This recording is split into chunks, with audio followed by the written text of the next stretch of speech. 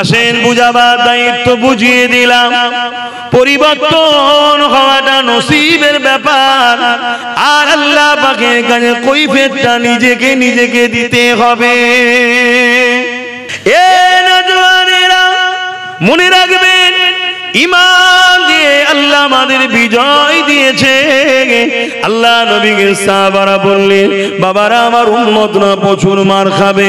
সাহাবারা জিজ্ঞাসা করেছিলেন, হুজুর মার খাবার কারণটা কি? আল্লাহ নবী বললেন, তাদের সংখ্যা কম হবে না, কিন্তু তাদের মধ্যে দুটো খসলত ঢুকে যাবে। কি দুটো খসলত? নাম্বার 1 হলো তারা আল্লাহকে ভয় করবে না, তারা ভয় করবে দুনিয়ার শাসককে, দুনিয়ার তাগুতি শক্তিকে, দুনিয়াকে তারা ভয় করবে, মৃত্যুকে তারা ভয় করবে। এ যুবকেরা, তরুণেরা, বাপেরা, আজ আমাদের অন্তর থেকে আল্লাহর ভয় উঠে গেছে। আমরা যদি আল্লাহকে ভয় সত্যি করতাম, যখন ইমামদের সামনে দাঁড়িয়ে বলেছিল দিল্লি চলে যাও, তখন ইমামদের বলা দরকার ছিল, আপনি এটা সংবিধান বিরোধী কথা বলছেন, আপনি এটা আমাদেরকে অপমান করছেন।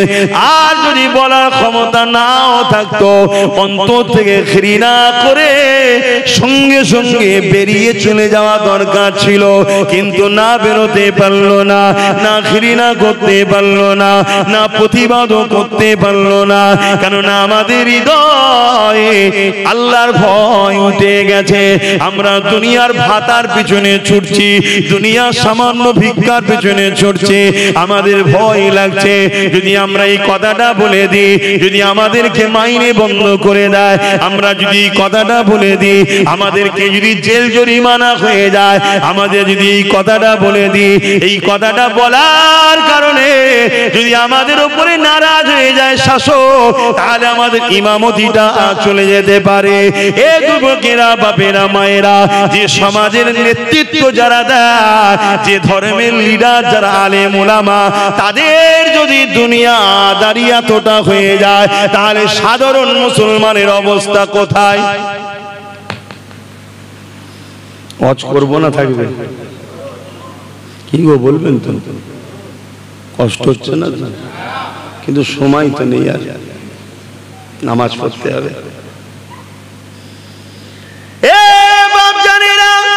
এরপরও বলে যাচ্ছি, ভুল মানুষ মাত্রই হতে পারে, তওবা করে নাও, পরিবর্তন হয়ে যাও, আল্লাহর কাছে সিজদায় পড়ে গিয়ে চোখের পানি ফেলে কাঁদো, আল্লাহকে বলো, আল্লাহ অন্যায় করে ফেলেছি, আল্লাহ আল্লাহ ভুল করে ফেলেছি, আল্লাহ ক্ষমা আমাকে করে দিন, আল্লাহ আর কোন জালিমের জুলুমকে সহ্য করব না, কোন জালিমের তাবুদি শক্তির দালালি করব না, কোন অন্যায়ের কাজে মাথা নত করব না।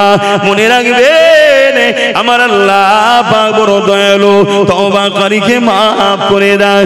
সংখ্যার দিকে তাকাবেন না, অস্ত্রের দিকে তাকাবেন না, বোম বন্দুকের দিকে তাকাবেন না, কেননা আমরা যখনই বিজয় হয়েছে, সংখ্যা দিয়ে বিজয় হয়নি, বোম বন্দুক আমাদের ছিল না, জালিমদেরই ছিল।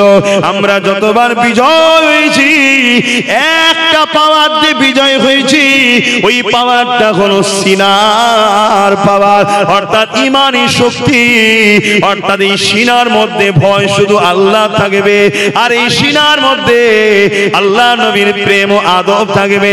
অর্থাৎ আমাদের নেতা একজন মুহাম্মদ রাসূলুল্লাহ, আমাদের উঠতে বসতে চলতে ফিরতে, কারবার, ব্যবসা বাণিজ্য, সমাজনীতি, অর্থনীতি, রাজনীতি, রাষ্ট্রনীতি, সব ক্ষেত্রে মুহাম্মদ রাসূলকে ফলো করতে হবে, অন্য কাউকে নয়। ইসলামিক রাষ্ট্রে কিভাবে জীবন যাপন করবেন, ওটাও আমার নবী শিখিয়েছে। সর্বধর্মের মানুষ যেখানে বসবাস করে, ওখানে কিভাবে জীবন যাপন করবে, ওটাও আমার নবী শিখিয়েছে। আমার নবীকে মডেল হিসাবে মেনে নিয়ে আমার নবীকে ফলো করো। আল্লাহ কোরআনে তো এটাই জানিয়েছে, মাতা খমর রসুল ফাখুযুহু ওয়া মা নাহাকুম আনহু ফান্তাহু। আমার নবী যা আদেশ করছে মেনে নাও, আমার নবী যা নিষেধ করছে ছেড়ে দাও। কোরআনে আরেক জায়গায় আল্লাহ পাক জানাচ্ছে, লাকাদ কানা লাকুম ফি রাসূলিল্লাহি উসওয়াতুন হাসানা। এই দুনিয়ার মানুষেরা, তোমাদের জন্য আমি আমার রাসূলকে মডেল করে পাঠিয়েছি। তোমরা যদি কল্যাণ চাও, সবথেকে উত্তম মডেল হলো রাসূলুল্লাহ। তোমাদের নিঃশ্বাস টানা ফেলাতে রাসূলকে ফলো করো। এ নওজওয়ান তরুণ বোনেরা, তাই বলে দিয়ে যায় পরিবর্তন হয়। পরিবর্তন যদি না হয় তাহলে কিভাবে ধ্বংস হবে শুনে রেখে যায়। হতভাগা আকবর রাজ ক্ষমতার জোরে কোরআনের বিরুদ্ধে দ্বীনে ইলাহি তৈরি করেছিল। আমার ভারতবর্ষের মুঘলে আজম ছিল আকবর। নাম শুনেছেন তো নাকি? একটু বলেন না, নাম শুনেছেন? কোরআনকে মিটাবে বলে একটা কিতাব লিখেছিল, কিতাবটার নাম হলো দ্বীনে ইলাহি। কে লিখেছিল? প্যান্ট শার্ট পরা দাড়ি চাচাগুলো। আল্লাহ বা তোমাকে আমাকে দুনিয়া জমিনেতে আশরাফুল মখলুকাত করে পাঠিয়েছে, জীব জন্তু পশু পাখি করে পাঠাইনি, আশরাফুল মখলুকাত করে পাঠিয়েছে তোমার আমার জন্য। আল্লাহ কোরআনের মধ্যে জানিয়ে দিয়েছে দুইটা কাজ আল্লাহ দিয়েছে। এই দুই কাজ যদি তুমি আমি করতে পারি তবে আল্লাহ পাক তোমার আমার জন্য চিরশান্তির মেহমানখানা জান্নাত দেবে। হ্যাঁ, নামাজ পড়তে হবে, হ্যাঁ একবার রোজা রাখতে হবে, হ্যাঁ জীবনে একবার হজ করতে হবে। কাজ তো বেশি কিছুই নাই, জীবনে একবার, তাও আবার যদি মালদার হয় তার জন্য আল্লাহ হজকে ফরজ করেছে। বছরে একটি বার এক বেলা এক মন করে রোজা রাখার হুকুম আল্লাহ দিয়েছে, সেটাও তোমার আমার সুস্বাস্থ্যের জন্য। আর দৈনিক 5 বার 10 মিনিটও সময় লাগে না। আল্লাহ পাক নামাজ পড়ার জন্য তোমাকে আমাকে কাজ দিয়েছে।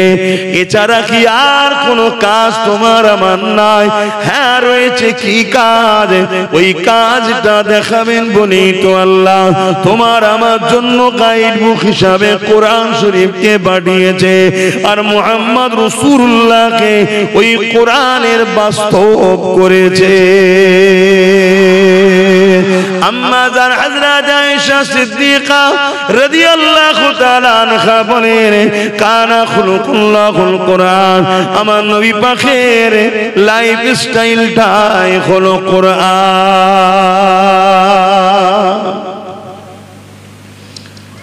তুমি একটুখানি ছেলে এত বদমাইশ কেন? তুমি বাপ মাকে সম্মান করো? হ্যাঁ, তোমার বাপ এখানে আছে? তুমি জানো না তোমার আব্বা আছে কেন?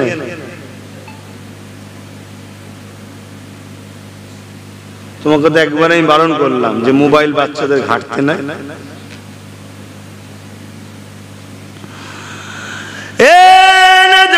তরুণেরা, আল্লাহ নবী নবী দয়া নবীকে আল্লাহ পাক তোমার আমার জন্য মডেল করে পাঠিয়েছে।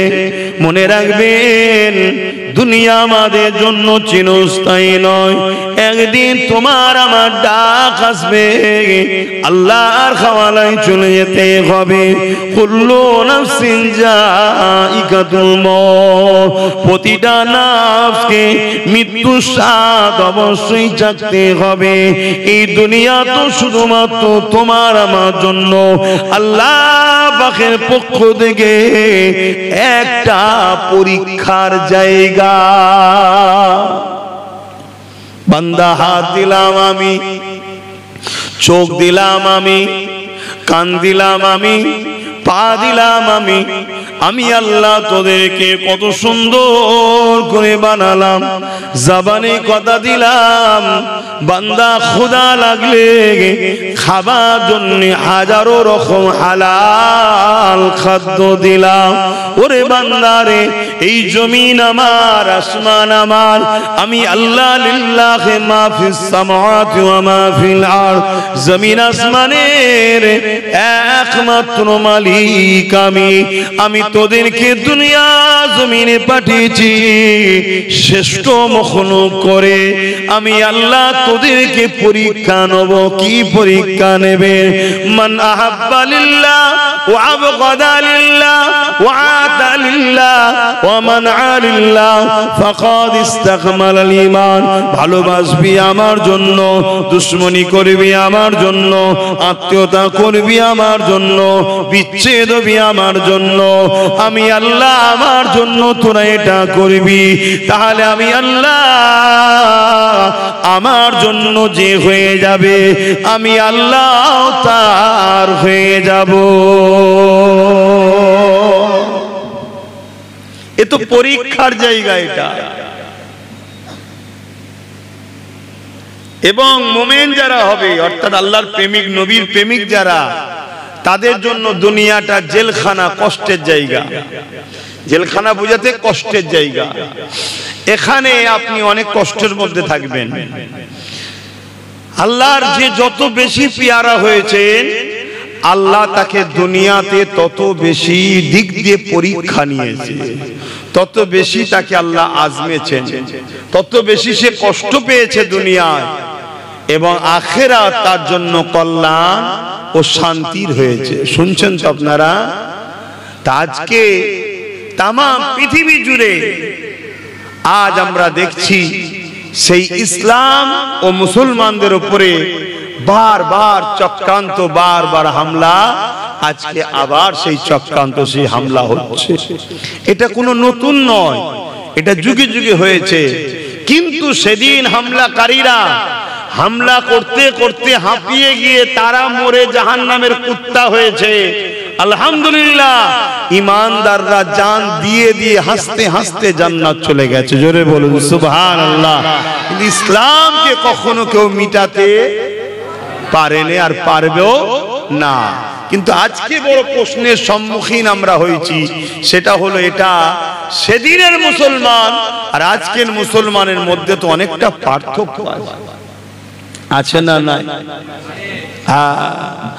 আল্লাহ নবী সাহাবা হুজুরকে জানিয়ে দিলেন, আমার সাহাবারা শুনে রেখে দাও, এমন একটা সময় আসছে আমার উম্মত উম্মতিদের উপরে প্রচন্ড জুলুম অত্যাচার বাড়বে। যেমন কিনা ক্ষুধার্ত পশুগুলো সামনে কোনো খাবার পাত্র পেলে যেভাবে ঝাঁপিয়ে পড়ে আমার উম্মত উম্মতিদের উপরে একদল অসভ্য বড় বড় জালিম মানুষেরা ওইভাবে আমার উম্মত উম্মতিদের উপরে ঝাঁপিয়ে পড়বে। শুনছেন তো? আপনি কখনো ভাবছেন এই কথাটা শুনে ১৫০০ বছর আগে রাসূল যা বলেছে আজকে ঘটছে কি? আজকে আমাদের উপর ঝাঁপিয়ে পড়ছে না? পড়েনি? এই গত পরশু দিনের কথা, উত্তরপ্রদেশের মতো আমার পশ্চিম বাংলাতেও সম্ভবত বেলগাছিয়া, পরশু দিনে দেখছিলাম ৩টে মুসলিম ছেলের উপরে ১৫-২০ জন ঝাঁপিয়ে পড়ল, মার মার মার মার। মানে ক্ষুধার্ত পশুগুলো খাবার থালিতে যেভাবে ঝাঁপিয়ে পড়ে, ছিঁড়াছিঁড়ি খাওয়া খাওয়ি।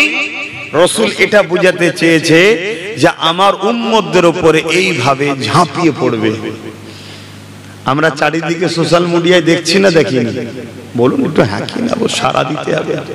এটা তো ঈদগাহ, কবরস্থান তো নয়। ঈদগায় বসে আছি যখন, মোর্দা তো আপনারা নয়। একটু কথা বলতে হবে, না হয়তো ভালো লাগবে কি করে? একটু তো আদান বিনিময় করতে হবে।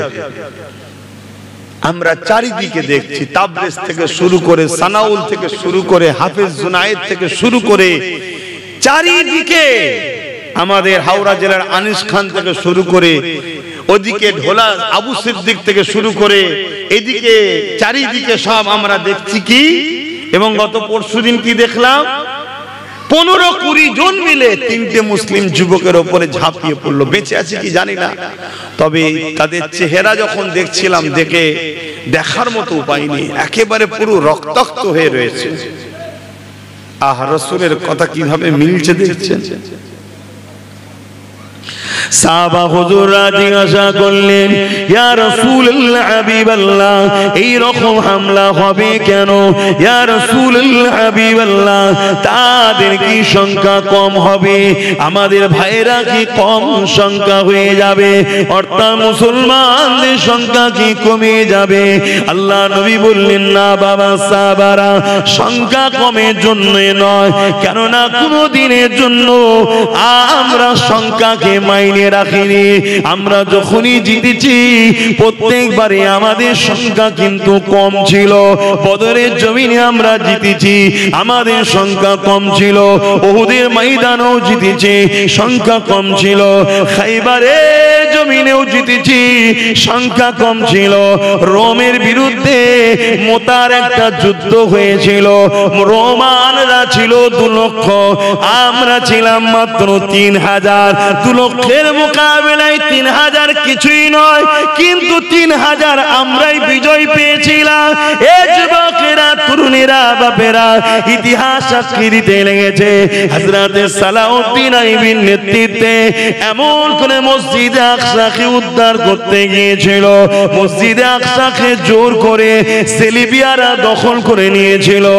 আজ যেমন দৌর করে ইহুদি সন্ত্রাসীরা দখল করতে চাইছে, ওটা হলো ইসলামের প্রথম কেবলা। আমাদের প্রথম কেবলা মসজিদে আকসা। আর এই মসজিদে আকসার একটা বরকত আছে। সেই বরকতটা হলো এটা, মসজিদে আকসা যার দখলে থাকে দুনিয়া তার দখলে থাকে। বলুন সুবহানাল্লাহ। তাই মসজিদে আকসাকে সবাই দখল করার চেষ্টা করে, কিন্তু সম্পদটা কাদের? ঈমানদার মুমিন মুসলমান আমাদের।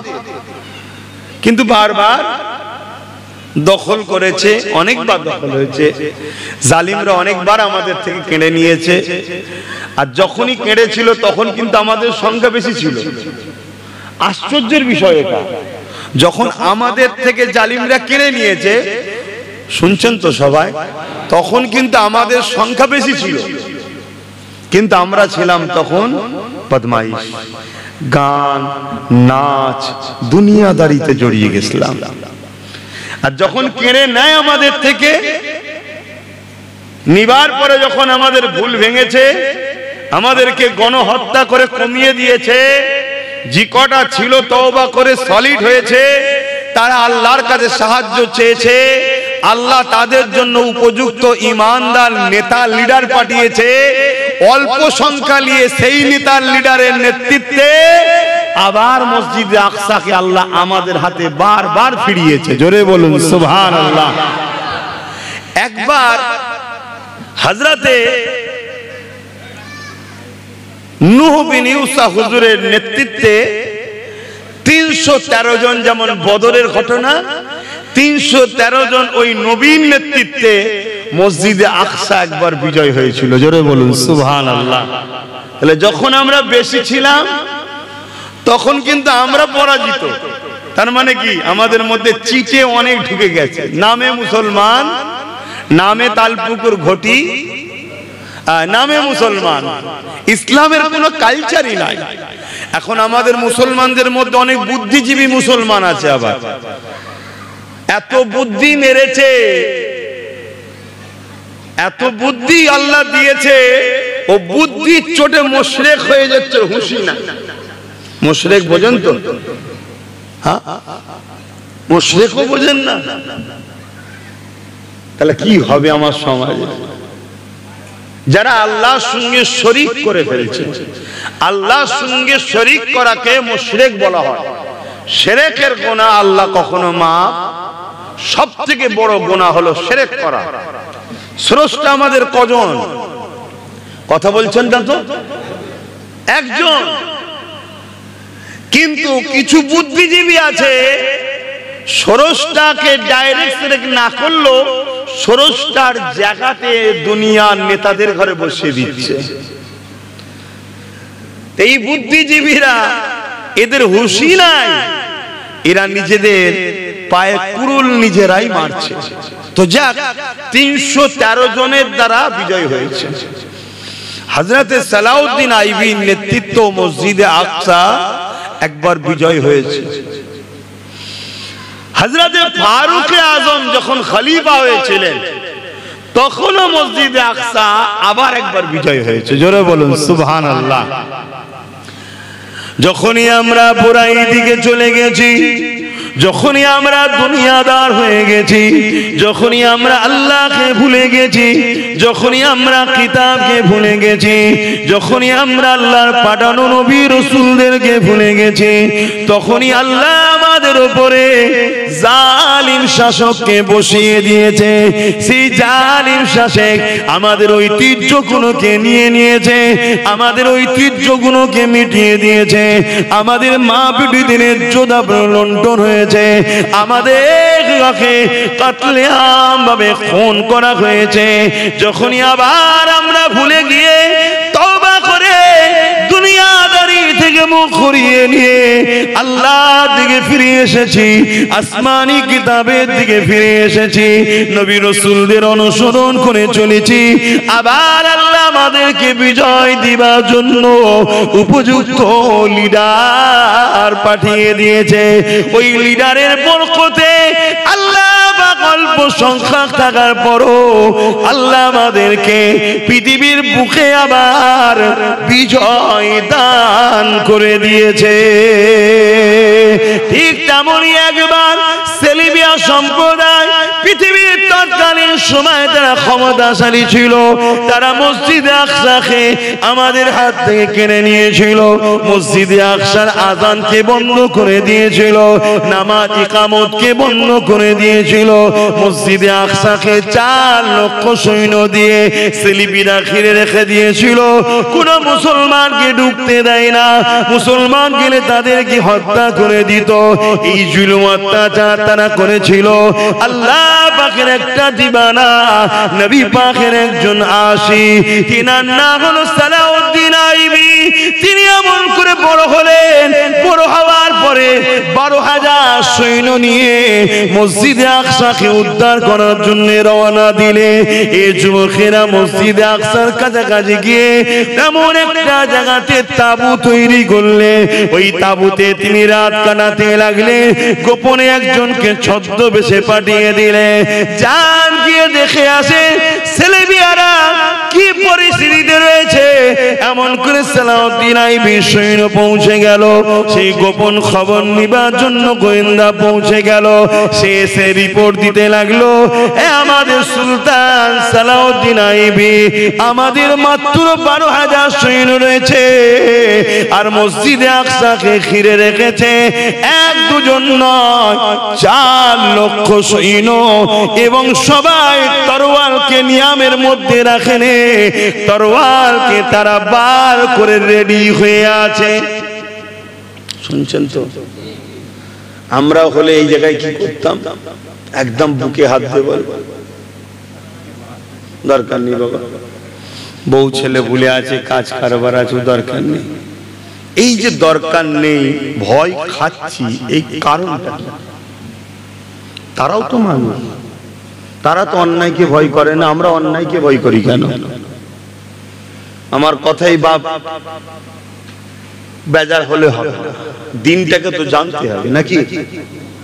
কেন আল্লাহ নবী বলেছেন আখরি জামানায় মসজিদ ভর্তি লোক থাকবে, মসজিদ ভর্তি লোক থাকবে। মসজিদে লোক থাকে কি করতে? নামাজ পড়তে। মসজিদ ভর্তি নামাজি থাকবে, লোক থাকবে, একটাও ইমানদার থাকবে না। বেঈমানের নামাজ পড়ে লাভ আছে? একটু হাঁকি না বলেন না।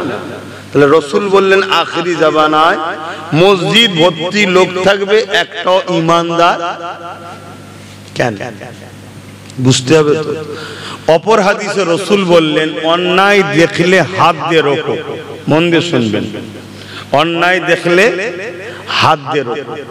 যদি হাত দিয়ে রুখতে না পারো, অন্যায়কে মুখ দিয়ে প্রতিবাদ করো, অন্যায়ের বিরুদ্ধে মুখ খরচ করো, মুখ দিয়ে প্রতিবাদ করো। যদি মুখ দিয়েও প্রতিবাদ করতে না পারো, অন্যায়কে ঘৃণা করো। যদি এই তিনটের মধ্যে কোনোটা না থাকে, তার মধ্যে ঈমান। জোরে বলো। এই যে কেন্দ্র সরকার একটা আইন তৈরি করেছে, নিশ্চয় আপনারা জানেন, ওয়াকফ কালা কানুন, তাই তো নাকি? 2025 ওয়াকফ সংশোধনীয় আইন তৈরি করেছে। আচ্ছা, এই আইনটার আপনারা পক্ষে না বিরুদ্ধে? এই আইনটা যে করেছে কেন্দ্র সরকার, আপনারা পক্ষে না বিরুদ্ধে? কেন বিরুদ্ধে? আর একটু বলতে হবে তো কথা, কেন বিরুদ্ধে? মোল্লারা বলেছে বিরোধী করতে, তাই তো বিরুদ্ধে নাকি? আপনারা জানেন আইনে কি আছে? মার খাবেন তাহলে, ঠকবেন তাহলে, যে কোনো জিনিস বিরোধী করার আগে জানতে হবে তো কেন বিরোধী করছি। আপনারা জানেন এই আইনের মধ্যে কি আছে? আপনারা জানেন? হ্যাঁ কি না বলুন, তাহলে বিরোধী করছেন কেন? না আমার ইমাম বলেছে, আমি আপনাকে বলছি, আপনাকে বলছি, আমার হুজুর বলেছে, আমাদের ভাইজান আব্বাস সিদ্দিকী বলেছে, আমাকেও জড়িয়ে নিলাম, আমাদের আলেম উলামারা বলেছে, বিরোধী করছি। ভালো জিনিস, ফলো করা ভালো, ফলো করা ভালো, কিন্তু এটা আখিরি জামান না তো নাকি? আল্লাহ নবী বলেছেন মসজিদ ভর্তি লোক থাকবে, একটা ঈমানদার থাকবে না। আল্লাহ নবী বলেছেন আখিরি জামানায় আসমানের নিচে জমিনের উপরে সবথেকে নিকৃষ্ট হবে আলেমরা। এই শুনছেন আমি কি হজ করছি? শুনছেন তো নাকি? এই দাড়িওয়ালা প্যান্ট, এই দাড়ি চাচা প্যান্ট শার্ট পরার কথা আল্লাহ নবী বলেন, তারা ভুল, খারাপ, নিকৃষ্ট, বদমাইশ, ঠিকই কথা, কিন্তু সবথেকে নিকৃষ্ট হবে একদল, বলুন, আলেম। তাহলে এটা সেই সময় তো নাকি? তাহলে আমার বক্তব্য হচ্ছে আপনি বিরোধী তো করবেন, কিন্তু বিরোধী করার আগে জানতে হবে না যে কেন বিরোধী করছেন। আমাকে কি ভুল বুঝছেন নাকি? আল্লাহ নবী বলেছেন আখিরি জামানায় হাতের তালুতে আগুন রাখার থেকেও ঈমান বাঁচানো কষ্টকর হবে। কেউ হাতের তালুতে আগুন রাখতে পারবেন? এখানে কেউ আছে? কারো ক্ষমতা আছে একটু করে আগুন রাখবো, হাতের তালুতে রাখতে পারবেন? তার থেকেও কঠিন হলো ঈমান বাঁচানো। এটা সেই সময়। তাহলে এই সময়ে আমি কোনো কাজ করছি, একটু জানা দরকার তো নাকি? আপনি তো সব জানেন, চিকিৎসা করার সময় ডাক্তারের নারী নক্ষত্র সব বার করছেন, ব্যাটার বেদিবার সময় সব কুরসি নামাজ কি বলে কুফুনামা নাকি সব বার করে ফেলছে। মেয়ের বেদিবার সময় ছেলের কোথা কি আছে তথ্য সব বার করছে। আর আপনার দিনের বেলায় সময়, দিনের বেলাতে সময় নেই কেন? ইসলামের বেলাতে সময় নেই কেন?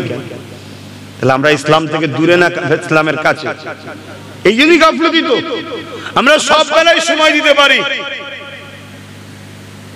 আমরা ঘন্টার পর ঘন্টা খেলার মাঠে বসে থাকতে পারি। কখন একটা গোল হবে হাঁ করে বসে আছি, একটা গোল কখন হবে, এখানেও আমাদের সময় আছে। কিন্তু এই আইনটা কেন হয়েছে, কি ব্যাপার, কি করছেন বাপ ভাই? না জ্বালাবেন না, আউট ওইদিকে জ্বালান, ওইখানে তো শুরু করেন, যাও যাও ওইদিকে। আমার ধোঁয়াতে অ্যালার্জি আছে, আমার হাওয়া ঠিক আছে, খুব সুন্দর হাওয়া চলছে, খুব ভালো জায়গা। ওইদিকে দেন, ধোঁয়া ওইদিকে যান।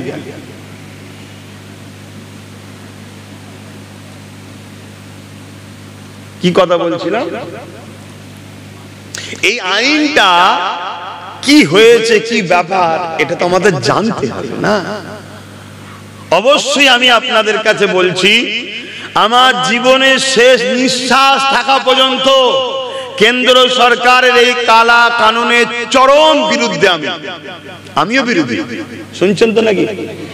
কিন্তু জানতে হবে কেন বিরোধী করছি। আসেন, সময় থাকলে আমি বলবো, আর সময় না থাকলে আপনারা জেনে নেবেন। এখন আমি বলতে চাইছি এতটুকু, শুধু একটা পয়েন্ট শুধু এই কানুনের মধ্যে জানাবো, জানিয়ে আমি অন্যদিকে যাব। প্রথম কথা হচ্ছে, কেন্দ্র সরকার যে থেকে বসেছে সে থেকেই দেশের সংবিধান এবং দেশের গরিব মানুষগুলোকে শেষ করে দিচ্ছে। এবারে আপনি বলেন মুসলমানকে শেষ করছে, গরিব তো, মুসলমান গরিব বলি তো শেষ হচ্ছে রে বাবা। কিন্তু মুসলমানের মধ্যে একটা দুটো ধনী আছে না, না? সেগুলোকে কিন্তু কেন্দ্র সরকারের লোকেরা শেষ করে না, সেগুলোকে জামাই বানাচ্ছে। আপনারা জানেন তো নাকি? জানেন না? হাই দেখেন, আরে একটু হ্যাঁ কি না বলবেন তো নাকি? অনেক মুসলিম আছে, তাদের সব দুলাভাই হয়, তাদের সব মেয়েদের সঙ্গে বিয়ে দিচ্ছে।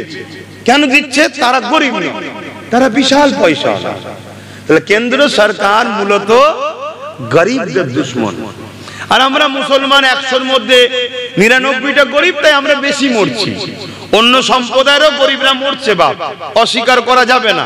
কথা বুঝে আসছে তো? যাক, এই কেন্দ্র সরকার একটার পর একটা দেশের সম্পদকে বিক্রি করছে।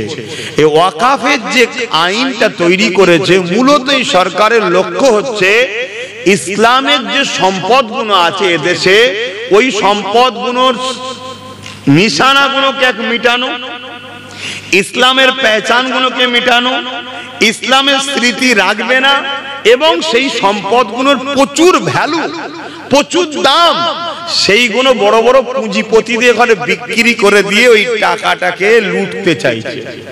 সারাংশ বলছি বাবা, তাহলে এই কাজটা কেন্দ্র সরকার নাই করছে না অন্যায় করছে? একটু জোরে বলে। ইসলাম বলছে এই অন্যায়টার বিরুদ্ধে বা কোনো অন্যায়ের বিরুদ্ধে প্রথম নম্বর কি? হাত দিয়ে রুখতে হবে। ভাই আমাদের হাতে ক্ষমতা আছে কেন্দ্র সরকারকে রুখার? কথা বলেন না, কেন আমরা হাতে ক্ষমতা তো রাখিনি। আমরা হাতে ক্ষমতা দিয়েছি কাকে? যিনি আজকে বলছে রাজ্যে আন্দোলন করলে আমি তোমাদের দুশ্মন হব। শুনছেন তো নাকি? তার মানে কি, একটা রাজশক্তির বিরুদ্ধে লড়তে গেলে আর একটা রাজ ক্ষমতা থাকলে লড়া যায়, তাই তো নাকি? তা আমাদের হাতে নেই। তাহলে দ্বিতীয় নম্বর ক্ষমতা কি? মুখ দিয়ে প্রতিবাদ করো। তাহলে মুখ দিয়ে প্রতিবাদ করার দরকার আছে না নাই? জোরে বলুন। যদি এই কালা কানুনের বিরুদ্ধে কোন মুসলমান প্রতিবাদ না করে, রাসূলুল্লাহর হাদিস অনুযায়ী তার মধ্যে ঈমান। জোরে বলুন। নবী যে বলল যে মসজিদ ভর্তি লোক থাকবে, ঈমান থাকবে না, কারণগুলো বুঝে আসছে।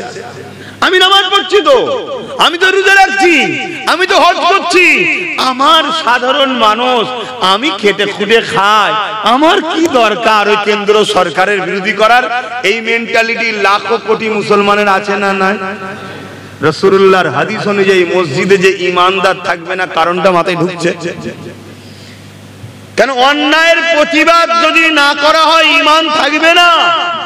আমি গল্প বলছি না আপনাদের পারে, হুজুরের হাদিস বলছি। এবারে কেউ বলতে পারে আমার তো প্রতিবাদ করার ক্ষমতাও নাই।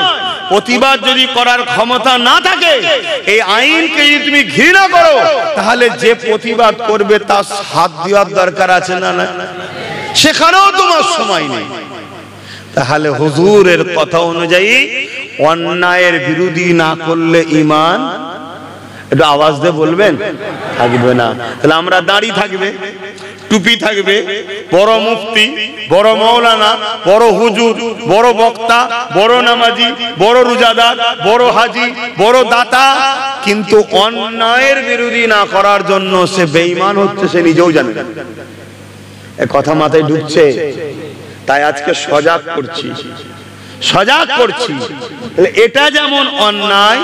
দ্বিতীয় নম্বর কথা, এই কালা কানুনকে আপনি প্রতিবাদ করবেন, প্রতিবাদ করতে গেলে রাজ্য সরকার আপনার বিরুদ্ধে হয়ে যাচ্ছে। এ হচ্ছে না? তাহলে রাজ্য সরকার এই কালা কানুনের পক্ষে না বিরুদ্ধে? একটু বলবেন না ভাই? হক কথা বলতে হবে। হক কথা না বললে কিয়ামত দিন বুবা শয়তান করে আল্লাহ তুলবে। কথা বলো। রাজ্য সরকার, কেন্দ্র সরকারের এই কালা কানুনের পক্ষে না বিপক্ষে? যদি বিপক্ষে হতো তাহলে স্বাভাবিক তিনিও আন্দোলন করতেন আর বলতেন আন্দোলন করো, আমি তোমাদের সাথে আছি, তাই তো নাকি? উপরন্ত তিনি কি বলছেন? তোমরা যদি আন্দোলন করো, গুলোগুলি করো, তাহলে সব থেকে বেশি দুশ্মন হব আমি তার।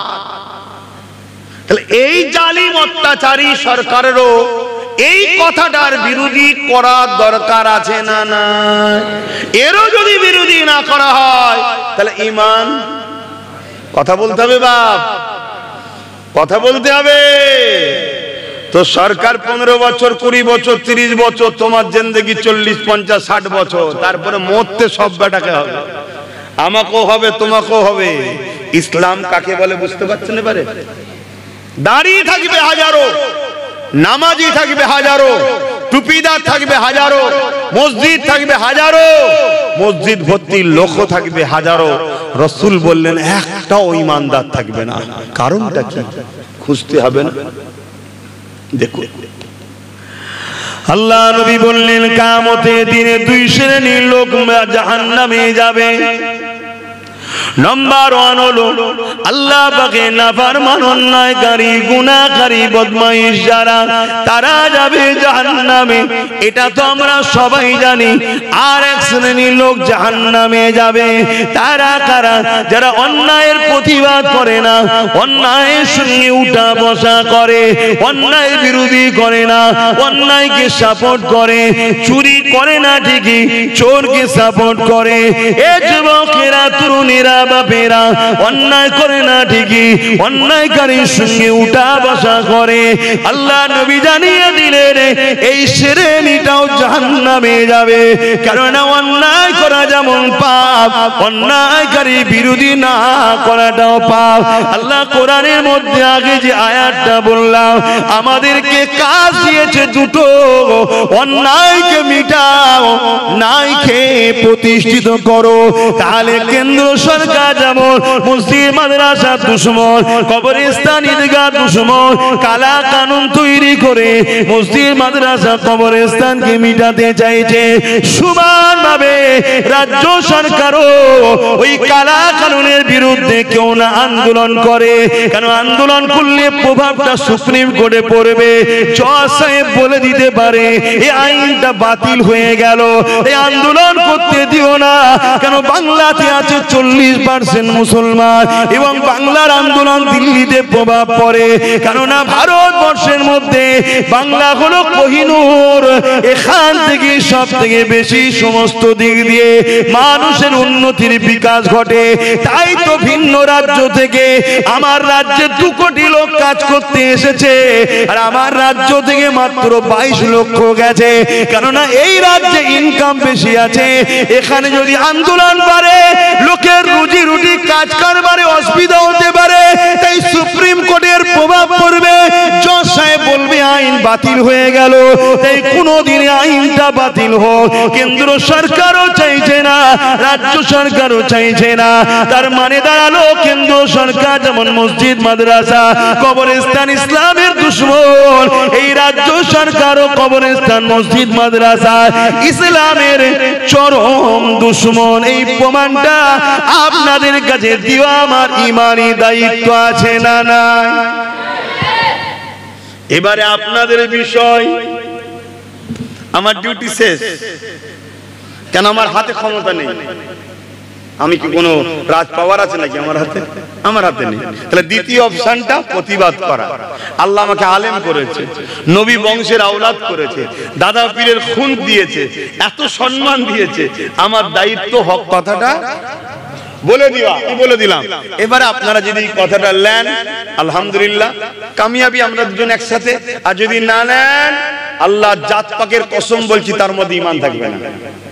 কেন? এটা মসজিদ মাদ্রাসা কবরস্থানের লড়াই, ইসলামের মূল খাঁচার লড়াই। এটা শুনছেন তো নাকি? খুব সাবধান হন। আর আজকে আমরা মার খাবো কেন? আমরা মার খাচ্ছি হচ্ছে লোভের কারণে। লোভ। বিহারে একজন সরকার আছে, নীতিশ নাম। আচ্ছা, এই যে দেশের কথা বলছি, এতে কারো আপত্তি হচ্ছে নাকি? না, এটাও একটু জেনে রাখা দরকার। দেশকে ভালোবাসা, রাজনীতি ও রাষ্ট্রনীতির কথা বলা, এটা হলো হুজুর পাক সাল্লাল্লাহু আলাইহি ওয়াসাল্লামের ইসলামের একটা পাঠ। জোরে বলুন সুবহানাল্লাহ। যেমন স্কুলে গেলে বাংলা আছে, ইংলিশ আছে, অঙ্ক আছে, ভূগোল আছে, জীববিদ্যা আছে। তো ইসলামে নামাজ আছে, রোজা আছে, দাড়ি আছে, টুপি আছে, ধর্মনীতি, সমাজনীতি, অর্থনীতি, রাজনীতি, রাষ্ট্রনীতি, পরিবার নীতি। এই ইসলামের পাঠ হলো একটা রাজনীতি, রাষ্ট্রনীতি। শুনছেন তো নাকি?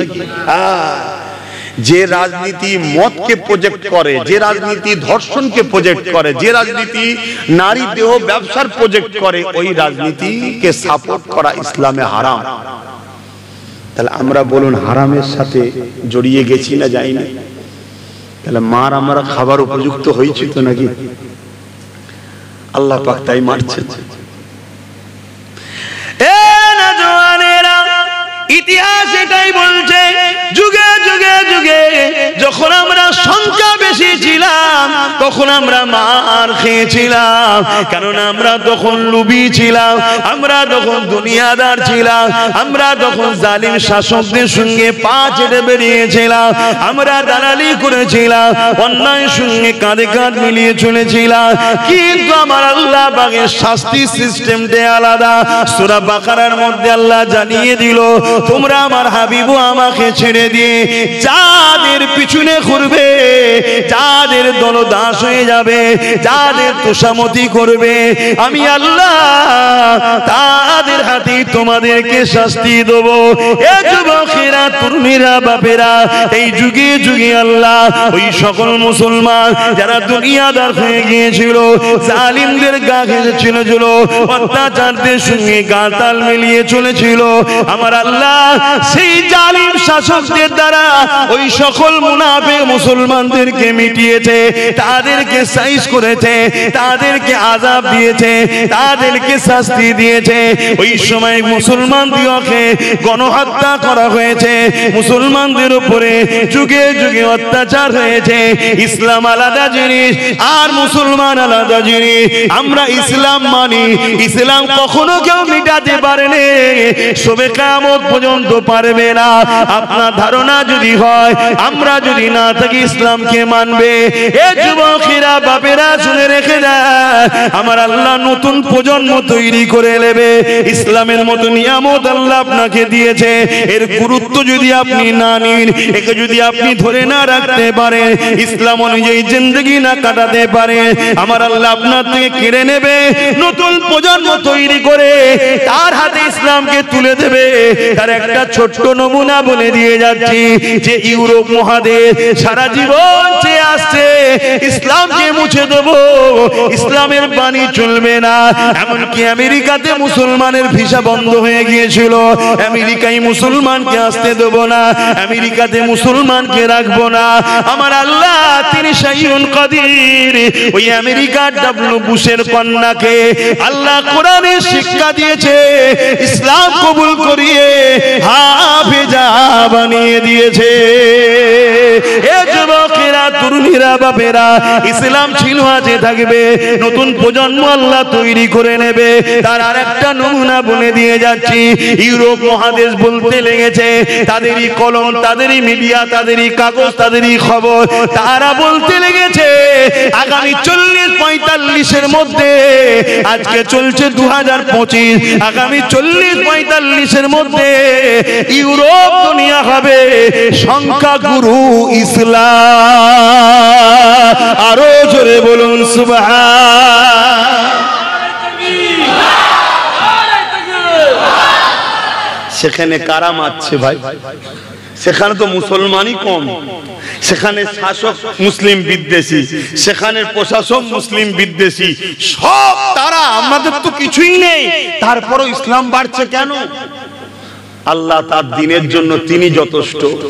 তাদের ঘরের যুবক যুবতীরা ইসলামের নিয়ে রিসার্চ করছে, হযরত মুহাম্মদ রাসূলকে নিয়ে রিসার্চ করছে, তারা পড়ছে, পড়ে দেখছে আরে ইসলামের বিরোধীরাই মূলত সন্ত্রাস, তাই দলে দলে তারা ইসলাম কবুল করছে। জোরে বলুন সুবহানাল্লাহ। মনে রাখবেন, আতর যত লাড়া হয় তত খুশবু মানুষের নাকে পৌঁছায়। ইসলাম এমন একটা খুশবু, নবী এমন একটা জ্যোতি, এমন একটা আলো, যত আমার রাসূলের পিছনে লেগেছে, যত ইসলামের বিরুদ্ধে লেগেছে, যেখানে যেখানে লেগেছে সেখানে সেখানে ইসলামের বাতি তত বেশি জ্বলেছে। জোরে বলুন সুবহানাল্লাহ। আজ আমার ভারতবর্ষ জুড়ে টিভি থেকে শুরু করে বিভিন্ন জায়গায় আল্লাহ নিয়ে, রাসূল নিয়ে, ইসলাম নিয়ে, কালেমা নিয়ে নানা রকম সমস্যা হচ্ছে, নানা রকম ভাবে চলছে। এখানেও দেখুন শাসক কিন্তু ইসলাম বিরোধী, এমনকি সব দপ্তরেই বসে আছে দেখুন ইসলামের বিরুদ্ধে। তারপরেও আমি আপনাকে বলে যাচ্ছি, এখানে আমরা তো কাউকে জোর করে কিছু করছি না, আমাদের উপরেই জুলুম হচ্ছে।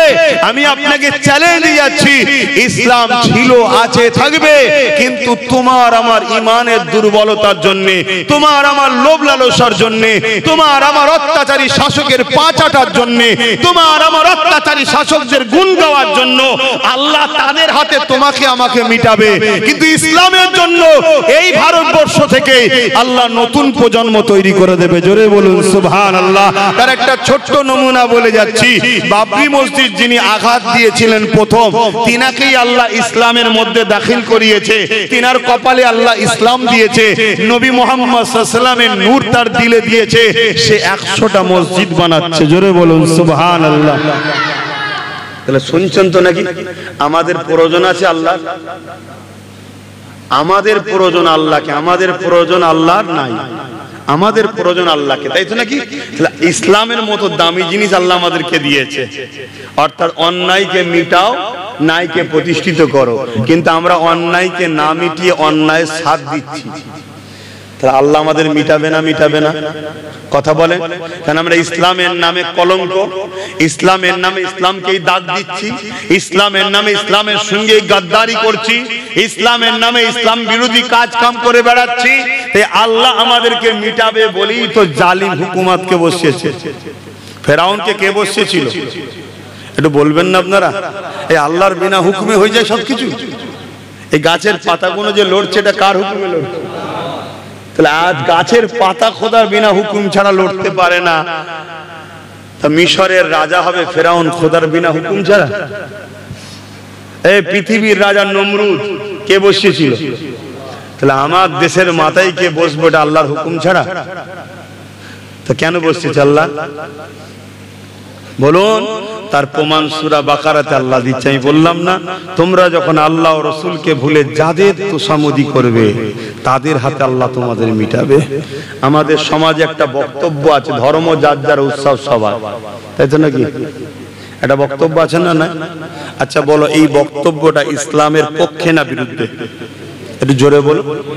তো এই নিয়ে কোন আলেম ওলামা ইমাম মুর্শিদ পীর মাশায়েখ কোন মুসলমানের বিরোধী করে? উপরন্তু আমি দেখিয়ে দেবো হাজার হাজার মুসলিম তারা কেমন মুসলমান জানি না, কেন এই কথাটা মেনে লিয়া মানেই মুশরিক, সংশয় কাফের হয়ে যাবে। শুনছেন তো? হাজার হাজার দেখিয়ে দেবো যারা এই স্লোগানটাও দেয় এবং এটাকে মানে।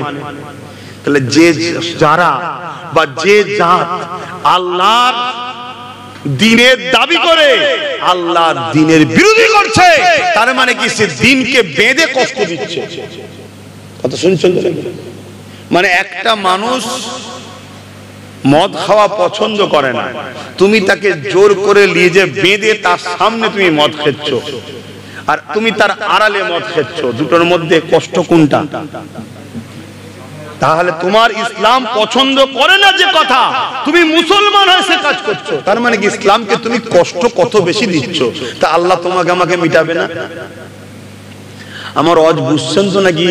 গায়ে লাগছে? কিছু করার নেই তো, রোগ হয়েছে যেটা তার ওষুধ দিতে হবে তো নাকি? মাথায় হাত বুলিয়ে দিয়ে চলে গেলাম, হ্যাঁ সব ঠিক আছে বাবা, সব ঠিক আছে। কালকে দুনিয়াও যাবে, আখেরাতও যাবে। তো বলুন, হাত বুলিয়ে চলে যাবো কি? শুধু হাত বুলিয়ে চলে যাবো কি? তাহলে বলুন ছেড়ে দিচ্ছি। আর যদি বলেন না রোগের ট্রিটমেন্ট করতে হবে, তাহলে যদি একটা ঠ্যাং কাটতে হয় তাও ভালো, মানুষটা বেঁচে যাবে। কি গো, ডাক্তার করে না? করে না? আর অনেক ডাক্তার যদি বলে না না না থাক থাক, ঠ্যাংটা কেটে গেলে বেমানান হবে, আস্তে আস্তে ওই পয়জন ভাইরাস বাড়তে বাড়তে বাড়তে মানুষটাই মারা গেল। শুনছেন তো দাদা? একটা ঠ্যাং যাই যাক না, মানুষ তো রয়েছে। তাহলে আজকে আমার কথাটা বুঝাবার জন্য বলছি, একটু কষ্ট হচ্ছে, একটু গায়ে লাগছে ঠিকই, কিন্তু শুধরে যদি আমরা যেতে পারি অবশ্যই আমার আল্লাহ সাহায্য করবেন। জোরে বলুন সুবহানাল্লাহ। এবং আল্লাহ তওবাকারীকে বড় পছন্দ করে। আর মুসলমানদের এত খারাপ হওয়ার পিছনে সবথেকে বড় যদি দোষী কাউকে করেন, আমি নিজে একজন আলেম হয়ে পীরজাদা হয়ে আমি আপনাদের সামনে খুলে বলে যাচ্ছি, এ জাতি ধ্বংসের পিছনে মুনাফিক আলেম উলামা, মুনাফিক পীর পীরজাদাদের হাত আছে। শুনছেন না শোনেন না? যারা সমাজের বুকে জালিম অত্যাচারী শাসকদের কাঁধে কাঁধ মিলিয়ে দালালি করেছে, শুধু সমাজকে কিছু করে যায়নি, সমাজকে কিছু দেয়নি। আজকে আমরা ধ্বংস হয়ে গেছি। আজকে এত বড় একটা আইন হয়ে গেল যে আইন কত ভয়ানক আপনারা জানেন না, যে আইনটা কত ভয়ানক, যে আইনের মধ্যে একটা অপশন আছে যে ওয়াকফ বোর্ডে অমুসলিমকে ঢুকাতে হবে। এর থেকে আবার আরেকটা ভয়ানক আইন করেছে এই ওয়াকফে। কি আমরা জানি 12 বছর কোন লোক যদি একটা জায়গা দখল করে থাকে সেই সম্পদের সত্তার মালিক সে হয়ে যাবে, জানেন তো নাকি? কিন্তু ধর্মস্থান ক্ষেত্রে হতো না।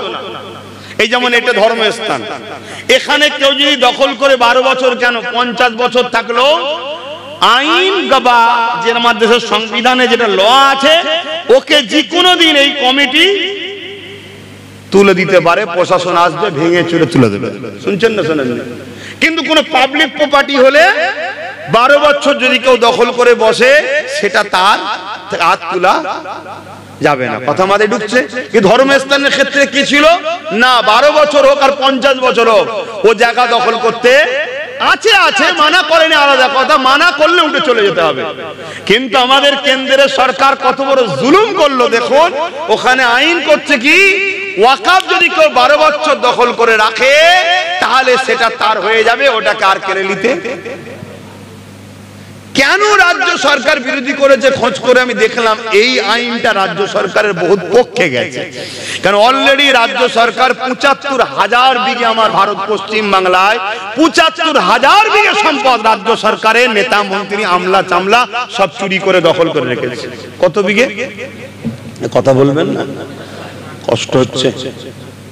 ৭৫,০০০ বিঘে আল্লাহর ঘরের জায়গা, মাদ্রাসার জায়গা, এতিমখানার জায়গা, কবরস্থানের জায়গা, গরিব মুসলমানের সম্পদ ৭৫,০০০ বিঘে রাজ্য সরকার তার আমলা চামলা সব দখল করে চুরি করে রেখেছে। তাহলে এই আইনটা যদি পাস হয়ে যায় তাহলে একটা আর কিছু ফিরে পাবেন। মসজিদের পাশে 2 কাঠা জায়গা হয়তো কেউ দখল করে রেখেছে, ওই 2 কাঠায় আগামী দিন ড্যান্স বার দেবে। কথা শুনছেন না শোনেননি? ওই 2 কাঠাতে দেখা যাবে আগামী দিন মদের ফ্যাক্টরি, মদের দোকান করবে। ওই 2 কাঠা জায়গাতে আগামী দিন দেহ ব্যবসার দোকান খুলে দেবে। কি করবেন? কথা কি গায়ে লাগছে নাকি? এই লড়াইটা কত ভয়ানক লড়াই বুঝতে পারছেন? আবার কি বলছে ওয়াকফ কমিটিতে অমুসলিমকে ঢুকাতে হবে। এই কথাটা এইভাবে বললে আমার অমুসলিম ভাইয়েরা মনে কষ্ট পেতে পারে যে সংবিধান গণতান্ত্রিক দেশে ধর্মনিরপেক্ষ দেশে যদি থাকে তো সমস্যা কি আছে? ভাই সমস্যা কিসের? তাহলে প্রথম একটু শুনুন, আপনাদেরও জেনে রাখা দরকার। একে অপরকে আলোচনা করবেন, বন্ধু বন্ধু থাকতে পারে, বাজারে উঠা বসা হতে পারে। ব্যাপারটা হচ্ছে কি জানেন, আমার দেশের সংবিধানের মধ্যে লেখা আছে যার ধর্ম সেই ধর্মের মানুষেরা সব দেখবে, ধর্মের উপরে রাষ্ট্রে কোনো হাত দেবে না। কোন সরকার ধর্মের বিষয়ে মাথা না গলাবে না। মসজিদ করতে হবে না মন্দির করতে হবে, এটাও সরকারের কাজ। জোরে বলুন না। আর কারো কেড়ে লিয়াটাও সরকারের কাজ নয়। কিন্তু আমার হিন্দু ভাইদের একটা সম্পদ আছে যেটাকে দেওবত্ত সম্পদ বলে। আমাদের সম্পদ থেকে কি বলে? ওয়াকফ। হিন্দু ভাইদেরটাকে কি বলে? দেওবত্ত। খ্রিস্টানদেরও আছে। কিন্তু আজকে বিজেপি প্রচার করছে কি হিন্দুদের নাকি নেই, তাহলে মুসলমানদের থাকবে কেন? এটা আপনাদের বোঝানো দরকার হিন্দু ভাইদেরকে। ওরা তোদের সঙ্গে ধোঁকা দিচ্ছে, নেই নেই বলে সবটা ঝেড়ে নেবে একদিন। শুনছেন তো নাকি?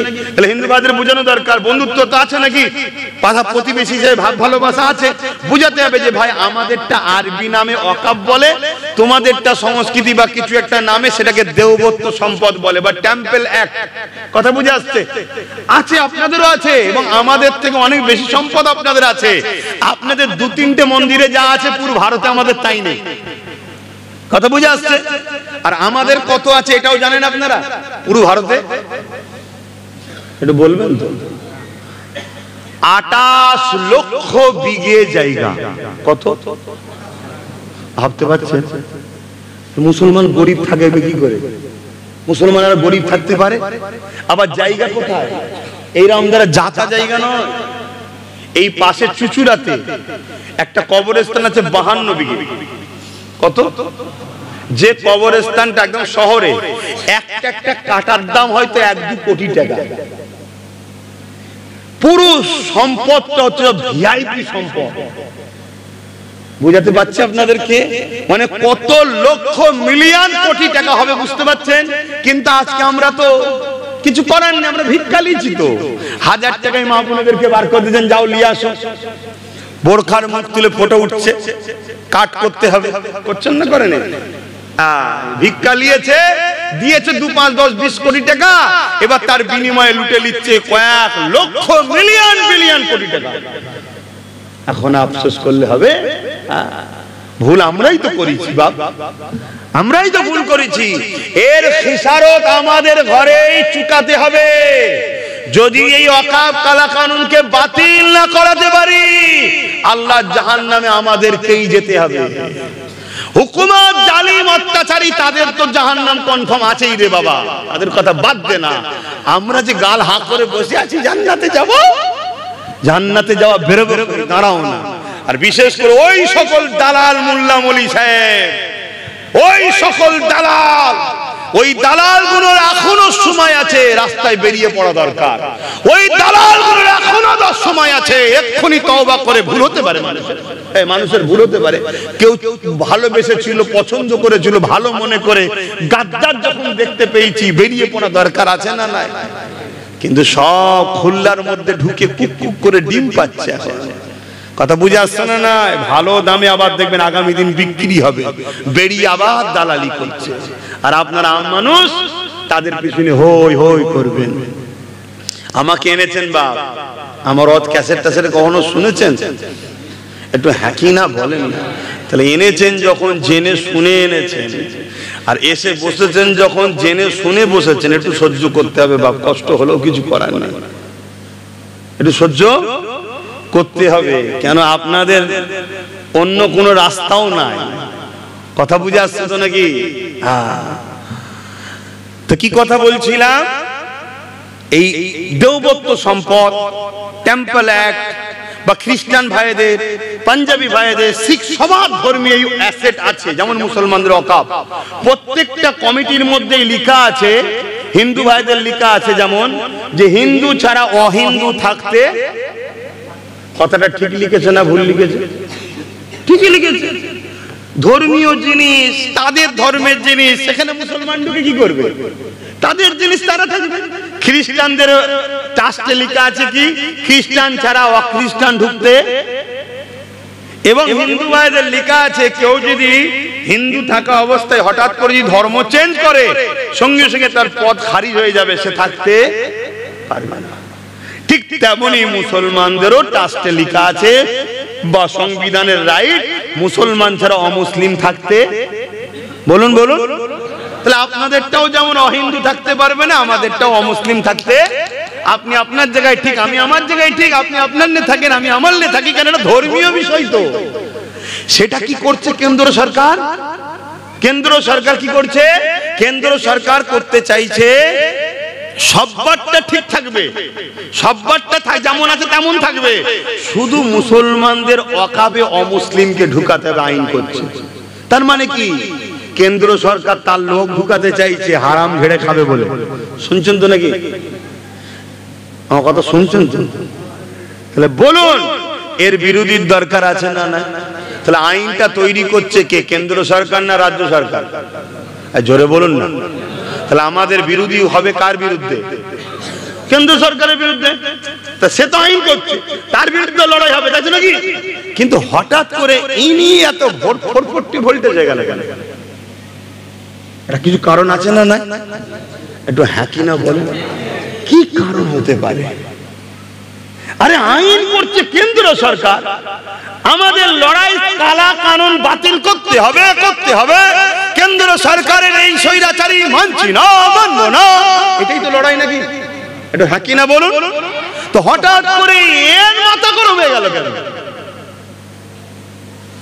ভালো করে তদন্ত করে দেখা যাচ্ছে কেন্দ্র সরকার 2025-এ আইন করছে অমুসলিম ঢুকাতে হবে, আর 2024-এ 1 বছর আগে ঘুমটা দিয়ে অমুসলিম 2 ঢুকিয়ে দিয়েছে ওয়াকফ বোর্ডে। জানেন আপনারা? জোরে বলেন, জানেন? জানেন? কেন জানেন না? আপনাদের ঘরে মোল্লা মলি সাহেবরা শোনাইন এর বিষয়ে, এর বিষয়ের অন্যায়গুলো শোনাই না। এ অন্যায় করলে মোল্লা মলি সাহেবরা এসে কি বলে, বেশি কথা বলুন বিজেপি চলে আসবে। তাই এর বিষয়ে আপনারা কোনো কিচ্ছু জানেন না। 10,000 মাদ্রাসার শিক্ষক, অনেক মাদ্রাসায় 10,000 মাদ্রাসা দিয়ে বলেছে দেয়নি, অনেক মাদ্রাসার শিক্ষকই নেই, বন্ধ।